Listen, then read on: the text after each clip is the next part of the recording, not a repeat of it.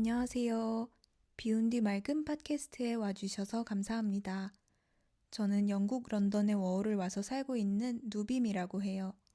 지난번에는 리젠트 파크 잔디에 앉아서 녹음을 했는데요.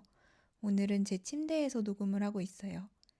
원래는 제가 팟캐스트 녹음을 하기 전에 핸드폰 메모장에 약간 아웃라인을 먼저 짜고 시작을 하는데요. 오늘은 대략적으로라도 짠 아웃라인도 없는 상태로 좀 두서없이 얘기를 해보려고 해요. 그러다 보니까 좀 더 자연스럽게 말이 나오게 하려면 누워서 하는 게 낫지 않을까 싶어서 방금 전에 한번 누워서 한 5분 정도 얘기를 해봤는데요. 그러다 보니까 제 예상과는 다르게 문제점들이 생기더라고요.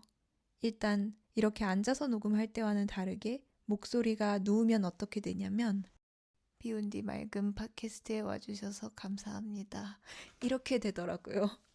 그리고 뭔가 마이크를 제가 작은 마이크를 입 앞에 대고 있는데 누우니까 팔이 아파서 옆으로 눕게 되더라고요. 그런데 옆으로 누워서 녹음을 하다 보니까 잠이 오더라고요. 그래서 이렇게 녹음하다가는 또 잠들겠다. 저번 에피소드에서처럼 다음날 면접이 있는 건 아니지만 어쨌든 오늘도 할 얘기가 많기 때문에 다시 몸을 일으켜 세워서 앉았습니다. 침대 위에 앉아 있어요. 지난 한 주 동안 제가 무려 4개의 공연에 갔다 왔어요. 그리고 그거를 적극적으로 보면서, 그러니까 관객이기는 하지만 정말 많은 생각을 머릿속에서 굴리면서 공연을 봤거든요. 그리고 나서도 스스로 나는 뭘 하려고 하는 사람일까를 그 어떤 때보다도 더 진지하고 깊게 집요하게 질문을 해본 한 주였어요. 우선은 지난번에 면접을 늦잠 자느라 못 간 이후에 그날 오후에는 저번 에피소드에서 말한 것처럼 로얄 아카데미 오브 뮤직에서 하는 피아노 페스티벌을 보고 왔고요. 그리고 그 이후에도 3개의 공연을 보러 갔다 왔어요. 우선은 위그모어 홀이라고 하는 유서 깊은 공연장에서 가끔씩 35세 이하에게는 단돈 5파운드의 금액으로 공연을 볼 수 있는 프로그램들이 있어요. 모든 공연이 다 그 금액으로 제공이 되는 건 아니지만 간혹 홈페이지를 잘 보다 보면 상당히 괜찮은 프로그램인데도 저렴한 가격에 볼 수 있는 경우가 꽤 있더라고요. 저도 이번에 이걸 알게 돼서 프로그램들을 쭉 보다가 제가 관심 있는 바로크 음악 레퍼토리를 연주하는 공연이 있어서 보러 갔다 왔습니다. 바흐의 브란덴부르크 콘체르토 중 2곡을 연주하고 나머지는 그와 관련된 현대음악을 연주하는 공연이었어요. 어떤 현대음악인지는 전혀 모르고 그냥 브란덴부르크 콘체르토를 워낙 좋아해서 보러 갔는데요. 그러니까 생각한 것보다도 훨씬 좋았던 공연이었어요. 왜 그랬냐면 우선 챔버 멤버들 몇 명이서 같이 연주하는 공연이었는데요. 바이올린 3명, 비올라 3명, 첼로 3명, 콘트라베이스 2명, 그 다음에 트럼펫 솔로, 그리고 플룻, 오보에 이렇게 한 명씩 있었어요. 평소에 저는 대규모 오케스트라 공연이나 아니면 오히려 피아노 독주를 많이 보러 다니는데 소규모의 챔버 오케스트라 공연은 오랜만에 보는 거였거든요. 게다가 위그모어 홀 거의 앞에서 3번째인가 2번째 자리에 앉아서 보다 보니까 연주자들의 표정이라든지 서로 주고받는 눈짓 이런 것들이 굉장히 잘 보여서 재밌더라고요. 그런데 특히 브란덴부르크 협주곡에서 영감을 받은 현대 음악들, 그 중에서도 정말 현대, 예를 들면 올해 작곡된 곡, 초연하는 곡들이 몇 개 있었거든요. 그러다 보니까 작곡가들이 실제로 그 현장에 와 있더라고요. 그래서 곡 연주가 끝나고 나서 작곡가가 앞으로 나와서 같이 박수를 받는 그런 형태였는데요. 마치 패션쇼가 끝나면 마지막에 디자이너가 앞에 나와서 박수갈채를 받고 들어가는 그런 느낌이었어요. 평소라면 현대음악은 저한테 좀 난해하게 느껴져서 그렇게 즐기지는 못했을 텐데 이날 음악들은 굉장히 재미있었어요. 조금 전까지는 굉장히 엄숙한 분위기에서 연주를 하던 그 연주자들이 갑자기 휘파람을 부는 거예요. 이게 어떤 곡인지를 모르는 상태에서 듣다 보니까 전혀 예상치 못한 타이밍에 어디선가 막 바람 소리가 나기 시작하더라고요. 그래서 보니까 엄숙한 얼굴을 하고 있던 어떤 60대의 연주자가 갑자기 휘파람을 불면서 바이올린을 동시에 켜요. 그리고 옆에 있던 첼로 연주자가 막 이런 바람 소리를 같이 내고 약간 자연의 소리를 흉내내는 그런 부분들이 많았어요. 그러다 보니 관객들도 중간에 웃기도 하고 굉장히 재미있는 공연이었어요. 그거를 보는데 이런 생각이 문득 들더라고요. 연세가 꽤나 있는 것으로 보이는 연주자들이 저렇게 유쾌하게 연주를 계속하는 거를 보면서 나도 지금부터 하면 안 되려나? 라는 생각이 들었어요. 물론 이분들은 아마 5살 때부터 음악을 해서 지금까지 60년 이상을 해온 분들일 수도 있겠죠. 하지만 그냥 그걸 감안하고 보더라도 저는 어릴 때부터 굉장히 음악을 좋아했고 음악을 전공으로 택하지 않고 지금까지 살아왔지만 마음 한켠에는 항상 무언가 미련이 남아 있었어요. 꼭 저렇게 무대에 서는 뮤지션이 아니더라도 음악에 온전히 나를 던져보는 순간이 좀 있었으면 좋겠다라고 생각을 했었거든요. 그런데 제 눈앞에서 이렇게 나이가 들어서까지 음악을 즐기면서 또 그것을 청중과 공유하면서 사는 사람들의 모습을 보니까 비록 내가 지금 30대 중반이지만 지금부터라도 좀 더 진지하게 음악을 해보면 안 될까? 라는 생각이 들었어요. 연주가 끝나고 앞에 나와서 박수를 받고 들어가는 작곡가들을 보니까 얼마나 재밌을까, 저 일은. 저분들은 얼마나 뿌듯할까. 내가 머릿속에서 상상만으로 구축해둔 세계가 눈앞에서 재현되는 광경을 본 거잖아요. 그리고 그거에 실시간으로 반응하는 관객들도 본 거고. 처음에 구상한 음악과 비교했을 때 실제로 들어본 기분은 어땠을까? 이런 걸 상상해 보기도 하고요. 그러고 나서 집에 와서 또 새벽까지 잠을 안 자고 계속 뭔가를 찾아봤어요. 또 저의 베프 챗 선생한테 이것저것 물어봤죠. 나는 왜 이렇게 음악에 미련이 남는 걸까? 그림 그리는 것도 좋아하고 사진 찍는 것도 좋아하고 영상 만드는 거라든지 그냥 모든 종류의 예술을 다 좋아하는데 왜 이렇게 유독 나는 음악에 꽂히는 걸까? 거의 백문백답을 하다 보니까 또 새벽 3시 정도가 됐어요. 그러다가 어디까지 이르렀냐면 내가 지금 와서 34살에 음대를 가는 건 무리일까? 만약 내가 음대를 간다면 어떤 전공을 할 수 있을까? 피아노나 바이올린을 갑자기 하면 분명히 경쟁력이 없을 거고 워낙 뛰어난 사람들이 많고 어릴 때부터 다들 시작하니까 내가 갑자기 그런 악기를 전공하려면 정말 힘들겠지? 그럼 다른 악기는 뭐가 있을까? 내가 평소에 하는 악기. 나는 확실히 현악기보다는 입으로 소리를 내는 악기를 더 좋아하는 것 같아. 평소 휘파람 부는 것도 좋아하고 목소리로 색소폰이나 트럼펫 소리를 흉내내는 것도 굉장히 좋아하거든요. 마침 제 방 책꽂이 가장 하단에 리코더를 놔둔 게 눈에 보이더라고요. 제 귀에 좋게 들리는 음악이라면 저는 사실 장르를 가리지 않고 다 좋아하는 편이지만 클래식 음악, 그 중에서도 바로크 음악을 많이 좋아하는 편이고 어느 날 유튜브에서 중세나 르네상스 음악을 리코더로 연주한 거를 봤다가 리코더만의 그 음색에 한번 꽂힌 적이 있어요.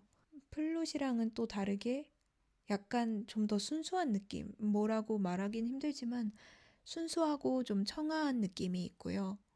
나무 특유의 따뜻함이 있고 그러면서도 클라리넷이랑 오보에 바순 같은 악기와는 다르게 좀 더 단순한 매력이 있어요.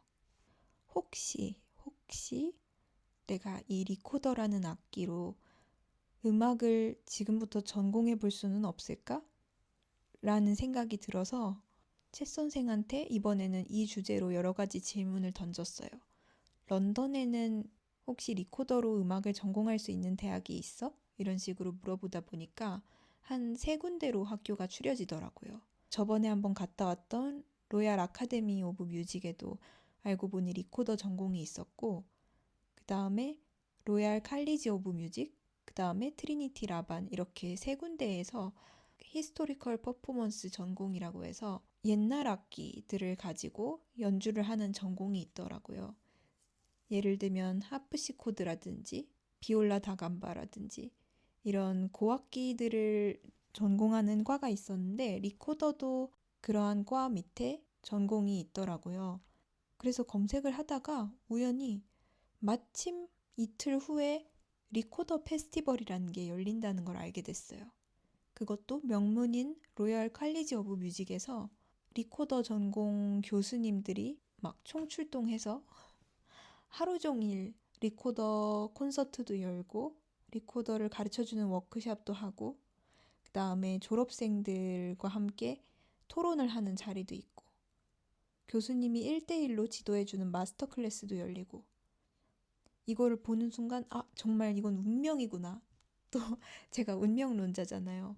그래서 이걸 보고 새벽 3시에 이 기쁨을 감출 수가 없는 거예요.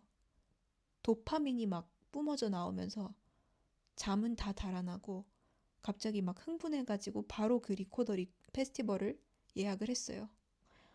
다행히 이것도 5파운드더라고요. 이걸 보면서 역시 런던에 오길 잘했어 이러면서 사실은 더 검색을 해보다 보니까 리코더 자체는 영국보다는 네덜란드가 거의 본진이더라고요. 네덜란드의 위트레히트에서 고음악 페스티벌이라는 것도 열릴 만큼 고음악을 굉장히 좋아하는 나라이기도 하고 네덜란드의 헤이그, 암스테르담, 위트레히트 이런 도시에서 리코더 전공하는 명문 학교들이 좀 있더라고요. 그래서 제가 그날 밤에 머릿속으로 네덜란드까지 잠깐 다녀왔다가 그래도 내가 런던에 2년을 살겠다고 왔는데 여기서 뭔가를 해보자 해서 리코더 페스티벌에 충실히 참여하기로 마음을 먹었어요. 이게 월요일 오전 11시부터 저녁 7시까지 무려 8시간 동안 하는 페스티벌이었어요. 이 모든 프로그램에 참여할 필요는 없었지만 저는 약간 이런 마음가짐으로 참여하기로 했어요. 진짜 진지하게 내가 이 학교에서 리코더 전공을 하는 게 나한테 정말 맞을지 이걸 판단하기 위해서 모든 프로그램에 최대한 적극적으로 참여하자 이런 마음가짐으로 갔어요. 그래서 오전 11시에 이제 로얄 칼리지 오브 뮤직에 도착했는데 우선은 건물에 딱 들어서는 순간부터 일단 반했어요. 왜냐면 제가 꿈꾸던 어떤 음대의 모습이었거든요. 유명한 로얄 알버트 홀 공연장의 바로 건너편에 위치하고 있었고요. 정말 짧은 횡단보도 하나만 건너면 바로 학교가 있었어요. 그리고 들어가니까 정말 채광이 좋은 그런 실내 환경이었고 제가 상상하던 대로 막 바이올린이나 호른 케이스 이런 거를 맨 학생들이 지나다니고 있었고 악보를 막 들고 다니고 있었어요. 정말 저의 음대생 로망을 실현할 수 있는 날이겠구나. 이런 기대를 품고 이제 첫 번째 클래스에 들어갔어요. 근데 여기서 또 놀랄 만한 점은 뭐였냐면 첫 번째 클래스가 바로 라이브 일렉트로닉스에 관한 워크숍이라는 거였는데 리코더를 사용해서 라이브 음악을 만들어 보는 그런 워크숍이었어요. 그러니까 일반적으로 리코더는 바로크 시대가 전성기였기 때문에 옛날 레퍼토리를 많이 연주를 하는 악기이고 그렇게 인식이 박혀 있는데 그러한 인식을 깨기 위해서 리코더로도 충분히 요즘 감성에 맞는 현대 음악을 만들 수 있다. 그걸 우리가 직접 해보자 라고 해서 만든 워크숍인 거예요. 그래서 루프 스테이션이라든지 아니면은 실시간으로 소리를 변조할 수 있는 보컬 프로세서를 이용해서 다양한 이펙트를 주면서 라이브로 음악을 만들 수 있는 워크숍이었어요. 그런데 그 워크숍의 진행자가 딱 나타났는데 제가 아는 얼굴인 거예요. 누구였냐면 사라 제프리라는 리코더 연주자 겸 유튜버였는데요. 이분은 제가 옛날부터 구독을 하던 유튜버예요. 팀 리코더라고 해서 리코더계의 인플루언서라고 할 수 있는 분이죠. 21만 명 정도의 구독자를 거느리고 있는 유튜버이고요. 의외로 유튜브에는 리코더를 독학으로 배울 수 있는 자료가 많이 없었는데 이분의 유튜브 채널을 보면 굉장히 도움이 되는 자료가 많아요. 추천곡부터 시작해서 좋은 리코더를 고르는 방법이라든지 그런 여러 가지 유용한 영상들이 많은데 이분이 알고 보니까 이 로열 칼리지 오브 뮤직의 리코더 교수님이셨던 거예요. 정말 또 한 번 이건 운명이다. 그놈의 운명 이제 그만 흥분해야 되는데 또 운명이다라고 외치면서 실제로 그 교수님한테 가서 막 저 구독자라고 마구 주접을 떨면서 당신은 영감을 주는 사람이에요. 막 이렇게 얘기를 하고 자리에 앉았어요. 그러고 나서 교수님이 워크숍을 진행하면서 자, 여러분 리코더 다들 들고 오셨죠? 리코더 들고 앞으로 나와 보세요. 이러시는 거예요. 그래서 저도 물론 사실 챙겨갔거든요. 알토 리코더를 챙겨갔는데 교수님이 갑자기 즉석에서 음악을 만들어 보자고 하는 거예요. 그러면서 하필이면 저보고 자, 여기 마이크 앞에 와서 서보렴 이러면서 아무거나 멜로디를 불어보라고 하시는 거예요. 저는 멜로디가 떠오르는 게 없어가지고 그냥 같은 음을 쭉 불었더니 교수님이 실시간으로 여러 가지 이펙트를 조작하면서 막 리버브를 주기도 하고 딜레이를 주기도 하면서 제가 아무렇게나 분 리코더 음을 막 변형을 시켰어요. 실시간으로. 그러더니 다른 분들도 이제 나와가지고 한 명씩 연주를 하고 교수님이 갑자기 팀을 짜주시더니 한 3명을 묶어서 자, 너희들 3명은 리듬을 만들어. 그러니까 박자를 주고 거기에 맞는 어떤 비트를 만들어내라고 하셨어요. 그리고 제가 속한 그룹에게는 그 비트에 맞춰서 즉흥적으로 멜로디를 만들어 보라고 하시는 거예요. 그리고 한 10분 있다가 다시 찾아올 테니 그때까지 음악을 잘 만들어 보라고 하셨어요. 근데 이건 저한테는 거의 정말 새로운 경험이었거든요. 재밌기는 했는데 확실히 약간의 스트레스는 있더라고요. 다른 사람들은 사실 그렇게 그 상황에 스트레스를 받는 것 같진 않았어요. 그 중에는 여기 음대에 다니는 학생도 있었고, 아직 중학생이지만 이 음대에 주니어 과정으로 입학한 학생도 있었고요. 그리고 그 외에는 할머니, 할아버지인데 취미로 리코더를 부시는 분들. 그런데 이제 제야의 고수이신 분들이었고요. 그러다 보니까 별로 거리낌 없이 리코더를 그냥 자유롭게 막 부는 거예요. 저는 옆에서 뭘 불어야 될지도 모르겠고 내가 부는 게 바보같이 들리면 어쩌지? 뭐 이런 걱정을 하면서 슬쩍 슬그머니 뒷걸음질을 쳤어요. 그러다가 결국은 한 번씩은 다 참여하라고 교수님이 그렇게 말씀을 하셔서 저도 간신히 멜로디 하나를 불었고 그게 즉석으로 어떤 음악으로 탄생을 했어요. 약간 민망하기도 했지만 짜릿하기도 한 그런 경험이었어요. 그 워크숍이 끝나고 나서는 현대음악 콘서트가 있었어요. 이것도 방금 전에 워크숍을 진행했던 그 유튜버 교수님, 사라 제프리 교수님이 진행을 하셨는데요. 실제로 이 로얄 칼리지 오브 뮤직 리코더 전공에 재학 중인 학생들이 나와서 연주를 했어요. 그런데 여기서도 제가 알고 있던 그런 레퍼토리가 아니라 굉장히 특이한 실험적인 곡들을 많이 연주를 하더라고요. 그래서 내가 갖고 있던 어떤 고정관념과는 다르게 이런 클래식 음악 전공에서도 계속 새로운 시도들을 하는구나라는 걸 알게 됐어요. 그리고 나서는 좀 더 오래 이 학교에 재직한 교수님이 진행을 하시는 마스터 클래스에 들어갔어요. 이번에는 1대1 레슨을 해주는 거였는데요. 아무래도 집중적으로 레슨을 하는 거다 보니까 모두가 레슨을 받을 순 없었고 딱 4명만 지원을 받아서 즉석에서 레슨을 해줬어요. 당연히 저는 원래 리코더를 불고 있던 상태는 아니어서 지원을 하지 않았고 좀 더 진지하게 리코더를 하고 있는 4명의 사람들이 나와서 앞에서 교수님의 지도를 받았어요. 텔레만의 판타지아 같은 그런 어려운 곡들을 진행을 했는데 사실 제 눈앞에 볼 수 있는 악보도 없었고 제가 원래 알던 곡들도 아니었음에도 불구하고 마스터 클래스를 듣는 과정이 너무 재미있더라고요. 사실 저는 예전에도 뭐 피아노 마스터 클래스라든지 아니면 색소폰 마스터 클래스 같은 것들을 청강을 하곤 했는데요.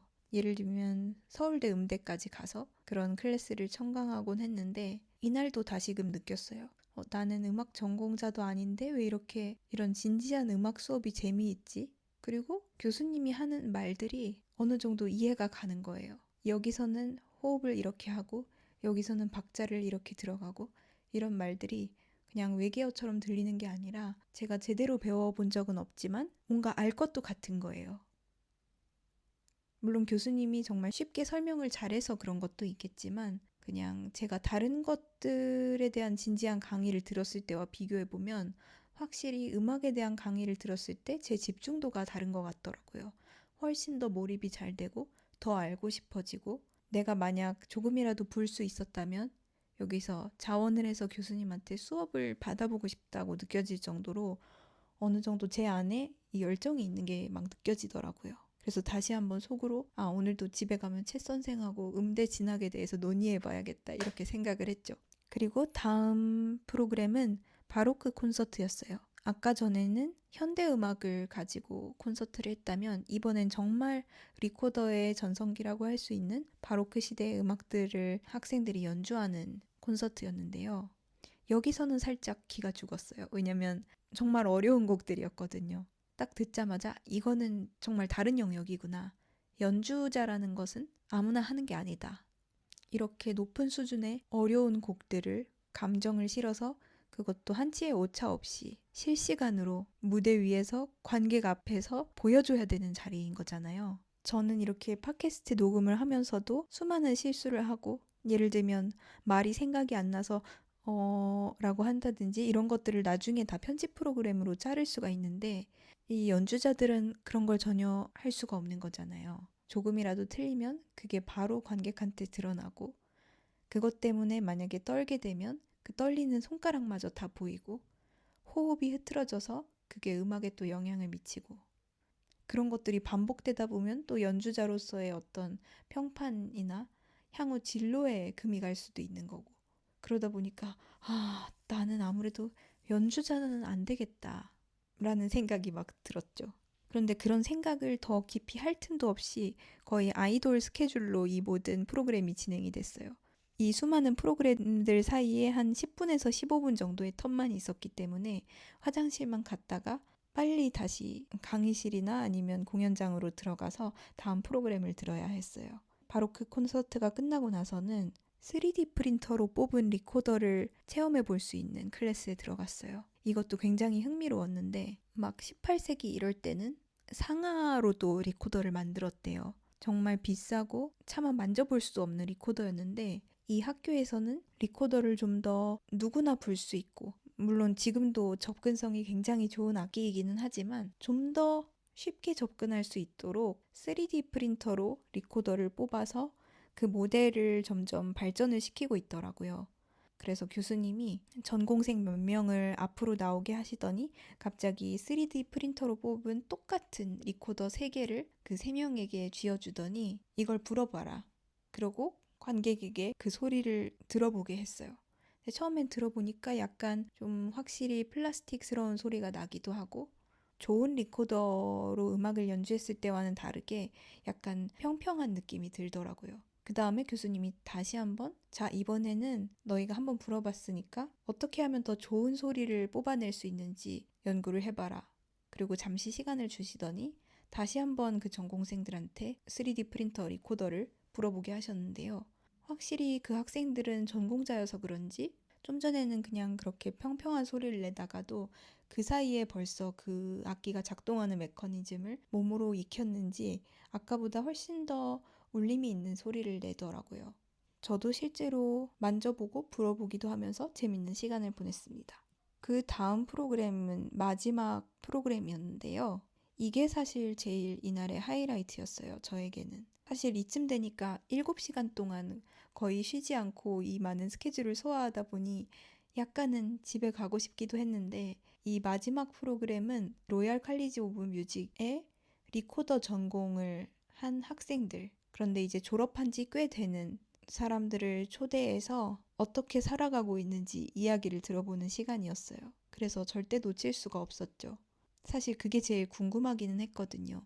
대놓고 물어볼 수는 없었지만 리코더라는 악기를 전공해서 먹고 살 수 있는지 그리고 후회가 없을지 그 전공을 정말 살려서 일을 할 수 있는지 만약에 전공을 살리지 못한다면 다른 방면으로 어떻게 도움을 받을 수 있는지 그런 것들이 굉장히 궁금했는데 7명의 졸업생이 모였어요. 그리고 아까 전에 마스터 클래스를 진행하셨던 최고참 교수님이 진행을 맡으셨죠. 재밌었던 건 이 7명의 졸업생이 전부 다 연령대도 다르고 그리고 지금 하고 있는 일도 천차만별이더라고요.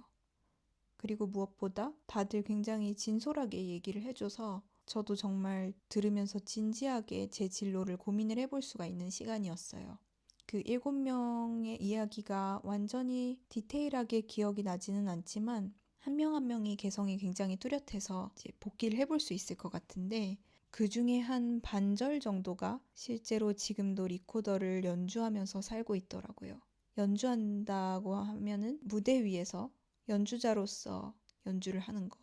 그 다음에 학교나 개인 레슨을 통해서 학생들을 가르치면서 리코더를 연주하는 경우. 이렇게 나뉠 수가 있고요. 나머지 반절 정도는 딱히 리코더를 불지 않고 살아가고 있었어요. 그 중에서 기억에 남는 케이스는 BBC 라디오 3, 4에서 진행자를 맡고 있는 분이었어요. 이 졸업생들끼리도 굉장히 오랜만에 만난 건지 사실 이분이 어떻게 하다가 라디오 진행자가 된 건지 스토리를 궁금해 하시더라고요. 그래서 그분이 얘기를 해줬는데 리코더를 연주를 하다 보니까 앙상블을 결성할 기회가 있었대요. 그래서 음악적인 취향이 잘 맞는 사람들과 앙상블을 결성해서 연주 활동을 하고 있었는데 아이돌 그룹에서도 보통 방송이나 공연에서 주로 그룹 소개를 맡는 멤버가 있기 마련이잖아요. 그런데 이 리코더 앙상블에서는 이분이 말발이 제일 좋았나 봐요. 거의 진행자를 자처하곤 했는데 그러다 보니까 자신의 적성이 말하는 거라는 걸 깨달은 거예요. 그래서 라디오 진행을 하게 됐다는 이야기. 아, 이렇게도 또 진로가 풀릴 수가 있구나 싶었어요. 그렇다고 해서 음악을 완전히 놓은 건 아니고 라디오를 진행하면서 사람들을 많이 인터뷰하기도 하고 음악에 관한 얘기도 많이 하기도 하고 공연 소식을 알리기도 하고 이런 식으로 음악과의 접점은 놓지 않고 살아가고 있다고 이야기를 들려줬어요. 또 연주 활동을 하지 않지만 다른 식으로 풀어가고 있는 분들도 있었는데요. 한 분은 리코더를 오랫동안 서서 연습을 하다 보니까 척추에 무리가 왔대요. 저도 무릎을 다쳐서 몇 개월째 고생을 하고 있지만 이분은 좀 더 심했어요. 그래서 병원에 갔을 때 그 병원에서 계속해서 이런 식으로 연습을 무리하게 하다 보면 마비가 올 수도 있다. 그러니까 정말 조심해야 한다라고 했는데 이분이 이제 그걸 계기로 몸에 굉장히 관심을 갖게 된 거예요. 그러면서 물리치료를 공부하게 됐고 그 중에서도 악기를 연주하는 사람들을 위한 물리치료로 특화를 한 거예요. 그래서 예를 들면 바이올린을 하는 사람들은 어깨라든지 턱 부분이 굉장히 아픈 경우가 많고 무거운 관악기를 들고 연주를 해야 되는 사람들은 이분처럼 척추에 무리가 오기가 쉽고 이런 분들을 대상으로 물리치료를 해주다 보니까 또 입소문도 잘 나고 같은 연주자로서 어떤 고충, 연습할 때의 고충 같은 것들에 대해서 굉장히 공감을 잘해줘서 나름대로 업계에서 소문이 났다고 하는 것 같습니다. 그리고 또 한 분은 이분을 보고 특히 제가 약간의 용기를 얻었는데요. 흔히 음대라고 하면 굉장히 어릴 때부터 전공을 염두에 두고 레슨을 받다가 필수는 아니지만 예중예고에서도 음악을 공부하고 그 다음에 바로 음대에 진학해서 쭉 계속 거의 평생을 음악과 함께 살아가는 것이잖아요. 저도 그렇게 생각을 했기 때문에 저처럼 이미 학부에서 음악과 전혀 상관없는 전공을 한 사람이 뒤늦게 음악이라는 분야에 뛰어드는 게 가능한 일일까? 이러한 의문을 품고 있었어요. 그런데 그날 온 한 분은 학부에서 역사학을 전공을 하셨더라고요. 전공을 하고 일을 하다가 어떤 계기로, 우연한 계기로 고음악에 빠져들게 되면서 리코더 전공을 알아보고 이 학교에 들어오게 됐대요. 그래서 학부가 아니라 석사로 리코더 전공을 하셨더라고요. 그런 다음에는 또 마음이 맞는 사람들과 리코더 앙상블을 결성해서 연주를 하다가 지금은 연주 활동을 지속하면서 동시에 음악 역사를 보존하는 어떤 기관에서 일을 하고 계셨어요. 그래서 이분이 가장 만족도가 높아 보이더라고요. 그리고 그 객석에 앉아 있는 분들한테도 혹시나 음악을 늦게 시작해서 과연 할 수 있을까라는 걱정을 하는 분이 있다면 저 같은 사람도 있다고 하면서 용기를 주는 말들을 하셨어요. 반면에 약간은 리코더 전공한 걸 후회하는 듯한 분들도 있더라고요. 물론 가운데에 교수님이 진행을 하고 계셔서 아마 완전히 솔직하게 얘기는 하지 못했겠지만 한 분은 리코더만 전공하지 말고 다른 고악기 하나 정도는 더 같이 할 걸 이렇게 얘기를 하면서 아무래도 리코더가 수요가 많은 악기가 아니다 보니까 뭐 예를 들면 피아노나 바이올린처럼 청중의 수요가 많은 악기가 아니다 보니까 공연 기회도 많지 않고 뭐 음반 녹음의 기회도 별로 없고 그래서 결과적으로는 내 생각보다는 잘 안 풀린 것 같다. 이런 류의 이야기를 하셨고 또 다른 분은 요즘은 연주자도 자기 PR을 잘 해야 되고 특히나 뭐 소셜미디어를 이용해서 끊임없이 꼭 연주가 아니더라도 연습하는 과정이라도 끊임없이 관객과 공유를 해야 잊히지 않는 시대다. 그런데 그런 흐름을 잘 활용하는 사람들에게는 굉장히 많은 기회가 주어지는 시대지만 자기처럼 그런 거를 활용할 줄 모르고 그런 걸 딱히 좋아하지도 않는 사람에게는 너무 이 모든 게 고역이다 라고 얘기를 하시더라고요. 그래서 그런 거에 공감하는 사람도 좀 많이 보였고 한편으로는 제가 구독하는 그 팀 리코더라는 유튜브 채널을 운영하는 사라 제프리 교수님이야말로 가장 지금 이 시대를 잘 활용하고 있는 사람이 아닌가라는 생각도 들었어요. 또 한 분은 공연 기획사에서 행정 일을 하고 있었는데 이분도 실제로 지금까지 연주를 하고 있지는 않지만 직업에 만족을 하고 계시더라고요. 이곳에서 다양한 레퍼토리를 배우고 연습을 하고 매일매일 성실하게 자기와의 약속을 지켜나간 그런 경험들이 사회에서 굉장히 도움이 되더라. 그리고 음대에서는 이번에 제가 다녀온 리코더 페스티벌을 비롯해서 끊임없이 관객에게 자신을 보여줘야 되는 그런 기회가 주어지는데 그럴 때마다 좀 완벽을 기하기 위해 준비했던 그런 과정이라든지 연주뿐만이 아니라 그 무대를 세팅하는 과정에서부터 모든 일들이 잘 돌아가게 만드는 것들을 배워야 되잖아요. 그런 과정들이 이제 공연을 기획하고 운영하는 데도 굉장히 큰 도움이 되었다라고 하면서 받아들이기 나름인 것 같다라는 이야기를 하셨어요. 모든 사람들이 또 희망적인 얘기만 하지는 않더라고요. 그 중에 유독 얼굴 표정이 좀 어두운 분이 있었는데 그분은 계속해서 그런 이야기를 하셨어요. 소셜미디어라든지 그런 걸 운영하는 노하우라든지 이런 것도 좀 학교에서 배울 수 있었다면 좋았을 텐데 아티스트로서 어떻게 나를 PR할 수 있는지 그런 방법도 배울 수 있었다면 좋았을 텐데 이런 약간 후회의 말들을 하시더라고요. 그걸 보면서 음대를 떠나서 어떤 교육 과정이든지 간에 그 어떤 과정이나 학위가 나의 성공이나 행복을 보장해 주지는 않는구나 라는 생각이 들었어요. 그걸 어떻게 활용할지는 내 몫이고 그리고 이게 저처럼 지금까지 취미로 음악을 해왔던 사람들과는 다르게 음악을 전공으로 삼겠다고 결심을 하고 학교를 들어가서 이 모든 과정을 거치고 연주자로서 사회에 나오는 이 모든 과정이 확실히 무게가 다르구나 싶었어요. 그냥 쉽게 생각해서 음대생이 되고 싶다. 내 로망을 실현하고 싶다. 음악 좀 배워보고 싶다. 이런 마음으로 될 일은 아니라는 생각이 들면서 그날 밤에도 또 마음이 무거워져서 많은 생각들을 하게 되더라고요. 그렇긴 하지만 사실 이날 8시간을 들여서 리코더 페스티벌에 갔다 온 건 정말 잘한 결정인 것 같아요. 제가 만약에 제 안에서 그냥 판단을 내려서 거기 가보지도 않고 에이 뭐 사실 리코더로 그 많은 학비를 내면서 뭐하러 전공까지 하겠어. 뭐 피아노도 아니고 그게 의미가 있을까? 그냥 나중에 리코더 나오는 공연이나 하나 보러 가지 뭐 이런 식으로 생각을 하고 안 갔다면 아마 이런 세계가 있다는 걸 알지도 못했을 텐데 가서 처음부터 끝까지 이 프로그램에 참여하고 나니까 전에는 그냥 멀게만 느껴졌던 세계에 조금이라도 창문을 빼꼼히 열고 지켜보는 느낌이 들더라고요.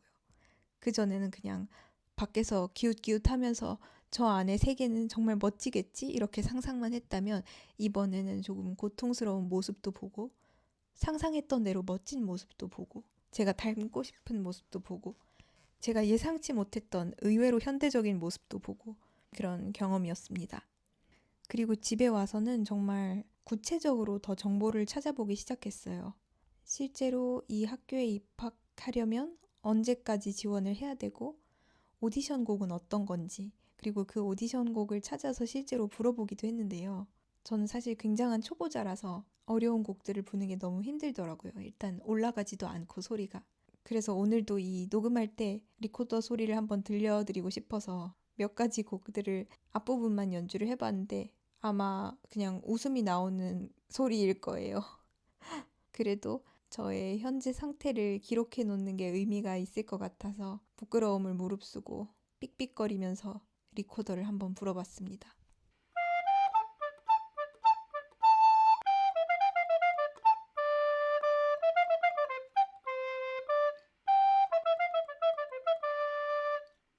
일단 학비는 제가 생각한 것보다도 훨씬 더 비쌌어요.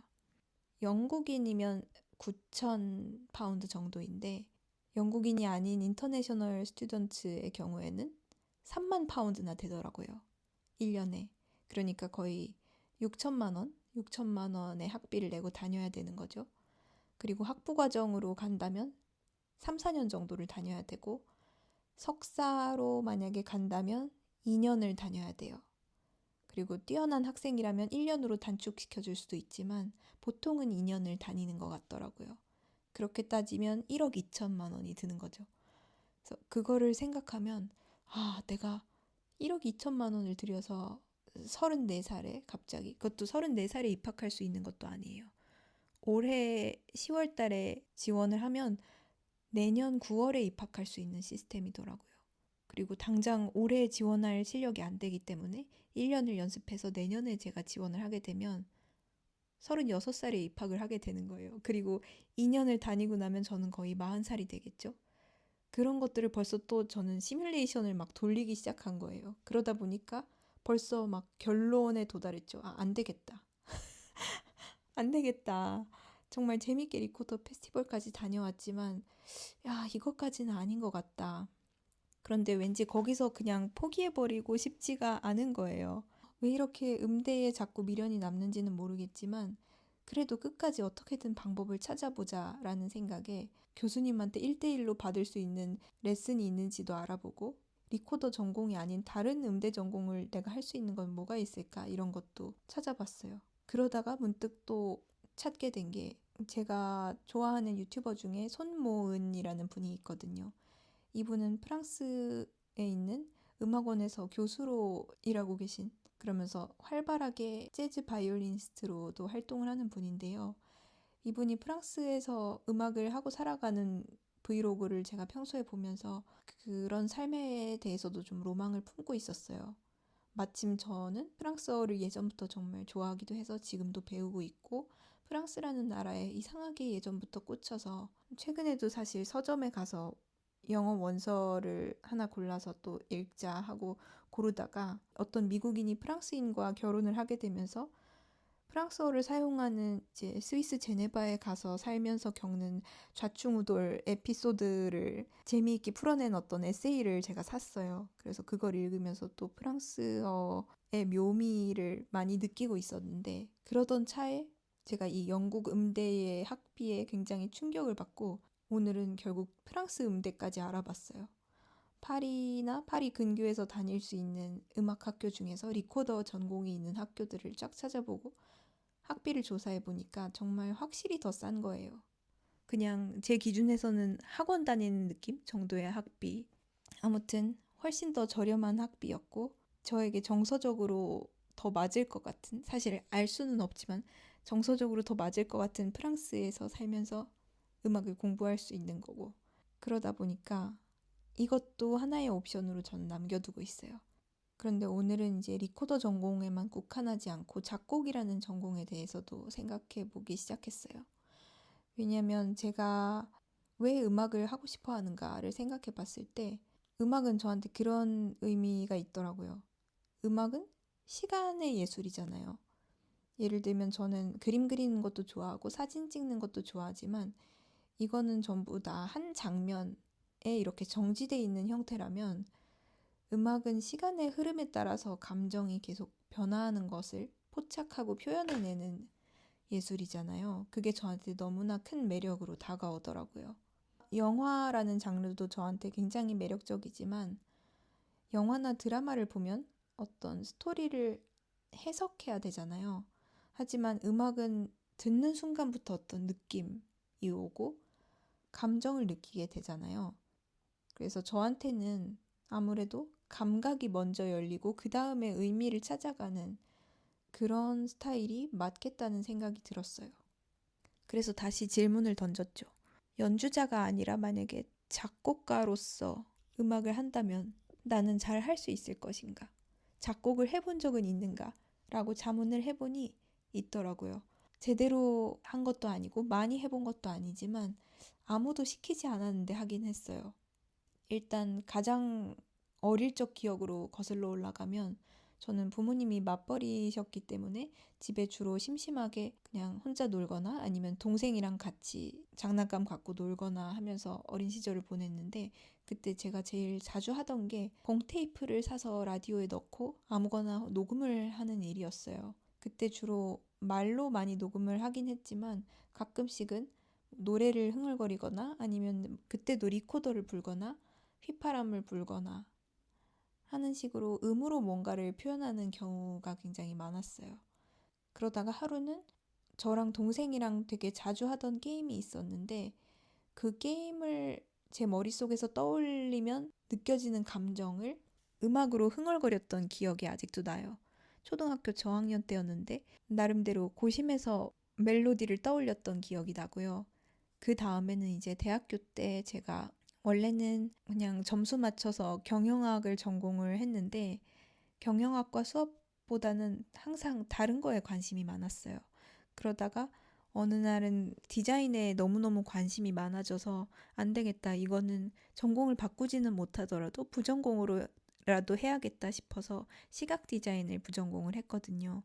그러면서 사진 수업도 듣고 영상 수업도 들었는데 영상을 만들어 가야 되는 과제가 몇 번 있었어요. 그런데 사실 음악은 그냥 무료 음원 같은 걸 받아서 넣어도 됐는데 저는 그런 음원들 중에 마음에 드는 게 하나도 없는 거예요. 제가 만든 영상에 입힐 만한 배경음악을 마땅한 걸 찾지 못해서 그냥 제가 만들어야겠다고 생각을 했어요. 그래서 무료 앱을 사용해서 노트북 키보드를 써서 이렇게 피아노 음을 입력을 하고 플룻 음도 입력을 하고 비트도 넣어서 음악을 만들어가지고 입혔던 기억이 나요. 그렇게 한 두 곡 정도를 만들었었고 그 만드는 과정이 나름 재미있었어요. 그 이후에는 거의 10년 넘게 음악을 만들어 본 경험은 없지만 지금 생각해보면 그 이후로도 저는 항상 작곡이라고는 할 수는 없지만 순간의 감정이나 어떤 서사나 이런 걸 음악으로 풀어내는 거를 되게 좋아하는 것 같더라고요. 예를 들면 제가 찍은 영상을 인스타 스토리에 되게 자주 올리는 편인데 그럴 때마다 그냥 원래 있는 소리로 올리지 않고 그 영상에서 나타나는 어떤 움직임이나 분위기 같은 거를 완벽하게 담아낼 수 있는 음악을 시간이 오래 걸리더라도 찾아서 넣는 걸 굉장히 좋아해요. 특히나 제가 클래식 음악을, 그러니까 가사가 없는 음악들을 많이 좋아하는데 예를 들면 까마귀가 이렇게 앉아 있다가 갑자기 날아가는 장면을 제가 찍었어요. 그런데 문득 그 장면을 보자마자 어떤 음악이 떠오르는 거예요. 라벨의 어떤 피아노 곡에서 특정한 굉장히 날카로운 흩어지는 듯한 부분이 딱 떠오르면서 아, 이거는 까마귀가 갑작스럽게 날갯짓을 하는 부분에 이 음을 딱 싱크를 맞추면 너무 잘 맞겠다라는 생각이 들어서 그걸 또 열심히 싱크를 맞춰서 넣고, 또 다음 장면에 뭐 물이 햇빛을 받아서 반짝거리는 윤슬이 나타나는 장면이 있다면 또 어떤 곡이 떠올라요. 그러면은 제가 작곡을 하는 거는 아니지만 남이 작곡해둔 그 곡이더라도 타이밍을 맞추는 거라든지 음악을 더함으로써 영상의 어떤 분위기가 살아나게 하는 그런 과정 자체가 저는 굉장히 즐거워요. 그래서 이런 것들을 했던 걸 떠올리다 보니까 작곡을 전공해서 꼭 어떤 곡을 쓰는 사람이 되지 않더라도 내가 가지고 있는 어떤 흥미나 기존의 관심사와 엮어서 뭔가를 해볼 수 있지 않을까라는 생각이 들더라고요. 물론 이 생각도 일주일 뒤에는 또 바뀌어 있을 수도 있겠죠. 예를 들면 다음 에피소드에서 제가 여러분 제가 작곡을 시도해 봤는데 이건 도저히 안 되겠더라고요. 그래서 접었어요 할 수도 있어요. 그런데 지금으로서는 우선 지난 며칠간 이 여러모로 생각을 곱씹어 봤을 때 제가 만족할 수 있는 선택일 것 같아요. 지금으로서는. 그런데 아무래도 음대 진학은 굉장히 거대한 프로젝트고 노력이 많이 들어가기 때문에 쉽게 실험해 볼 수는 없잖아요. 뭐 음대 가보고 아니면 말지 뭐 하고 그만둘 수 있는 게 아니기 때문에 발 들여놓는 순간 인생의 진로가 크게 바뀌는 거기 때문에 저의 다른 옵션들과 당분간은 병행을 좀 해야 될 것 같아요. 예를 들면 2년 뒤에 음대에 진학하는 걸 목표로 삼고 관련된 준비를 하면서도 제 생계를 유지할 수 있는 다른 일들을 하면서 제가 이 워홀을 온 목적이라고 할 수 있는 창작 활동도 계속 해나가는 거죠.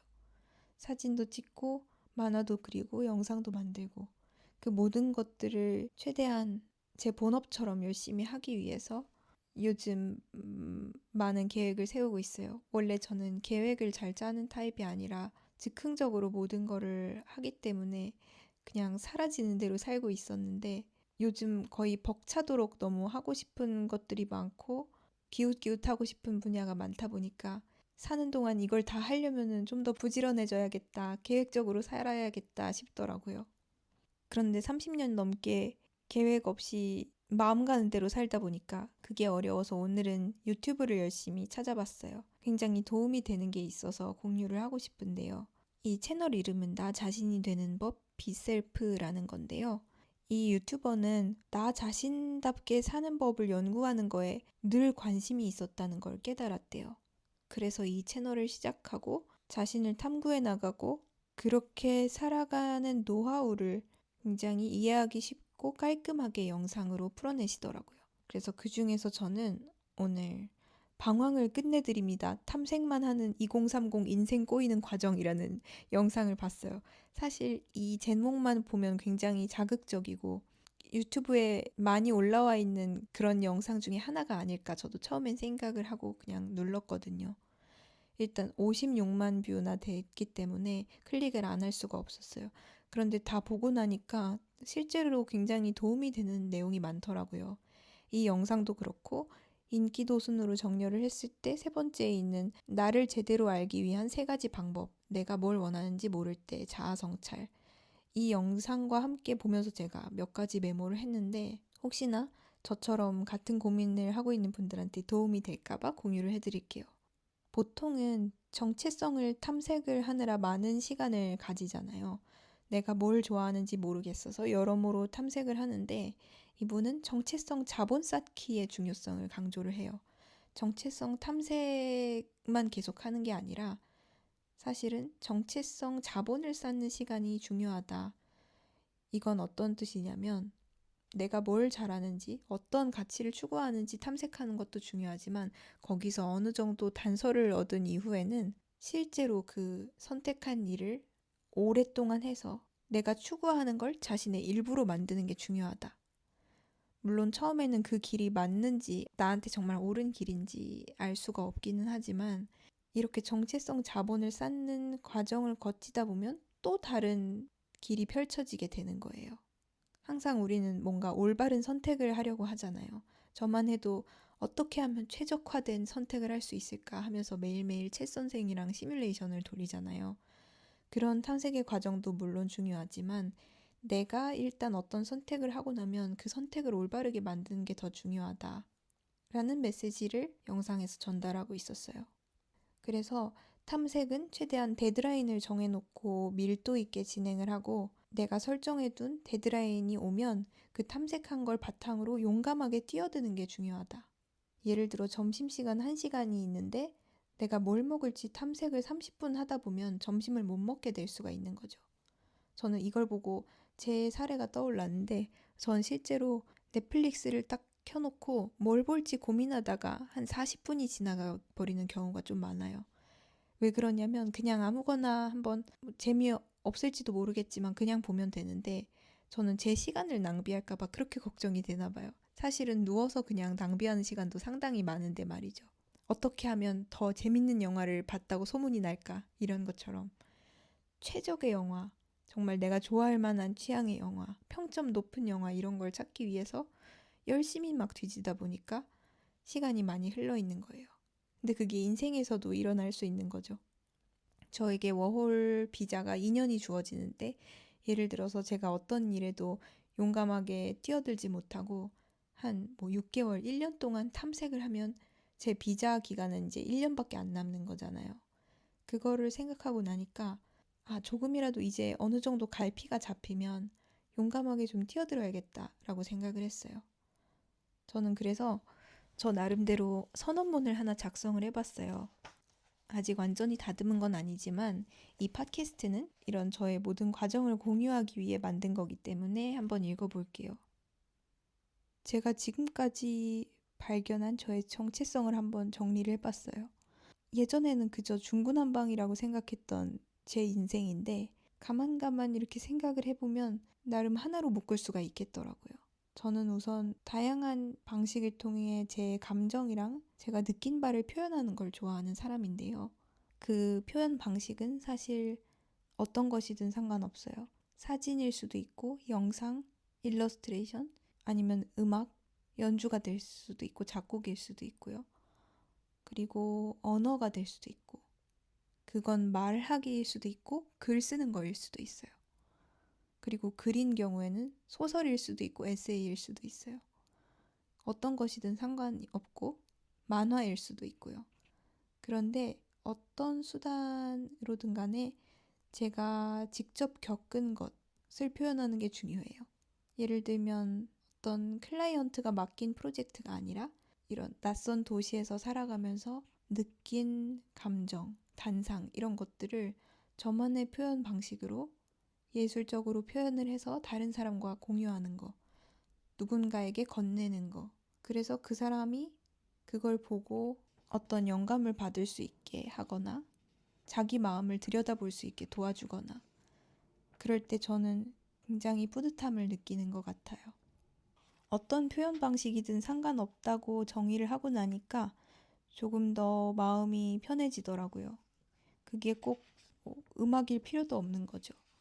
그러니까 저는 다양한 콘텐츠 실험을 해보다가 음대까지 진학하지 않아도 될 것 같다. 나는 다른 데에 더 장점이 있는 것 같다라고 느낀다면 음대 진학을 사실 포기할 수도 있고요.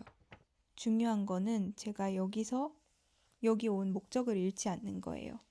저에게는 꼭 어떤 예술 학교에 학위가 필요한 게 아니고 어쩌면 이 런던이라는 도시 자체가 저에게는 예술 학교가 될 수 있다고 생각해요.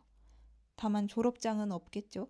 대신 자유가 있고 그 자유가 너무 커서 지금 힘들게 느껴질 뿐이지만 매일매일 어떻게든 제가 허투루 살고 있지 않다고 느끼기 위해서 고민하고 물어보고 경험해보고 하고 있는데 어떻게 풀려나갈지는 사실 진짜 한 치 앞도 모르겠어요.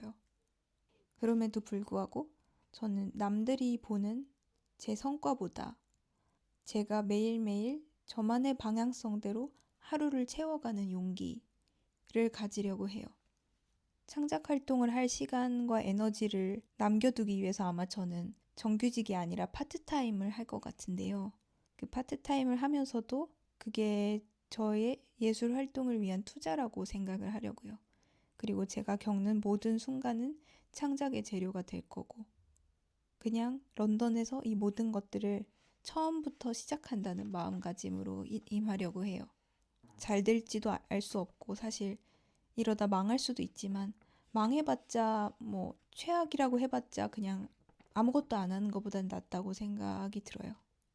웅장하게 또 선언을 하고 나니까 이번 주는 어떻게 채워가야 될지 갑자기 또 막막해지네요. 그치만 신나기도 하고 아마 저는 또 잘하든 못하든 요리도 시도해보고 말차 라떼도 만들어보고 좋은 공연이 있으면 가고 불고 싶은 리코더 곡을 발견하면 불어보고 그러면서 한 주를 보내겠죠? 그리고 제가 닮고 싶은 예술가들이 있으면 그들의 삶을 또 찾아보기도 하고 오늘은 이렇게 저의 음악에 대한 미련과 어떻게 하면 예술을 제 인생으로 더 깊이 끌어들일 수 있을지 더 온전히 뛰어들 수 있을지에 대해서 이야기를 해봤습니다. 다음 주에도 재미난 이야기거리와 꽉 찬 구름으로 찾아올게요. 그럼 여기까지 들어주셔서 정말 감사합니다. 다음에 비구름이 찼을 때 또 만나요. 안녕.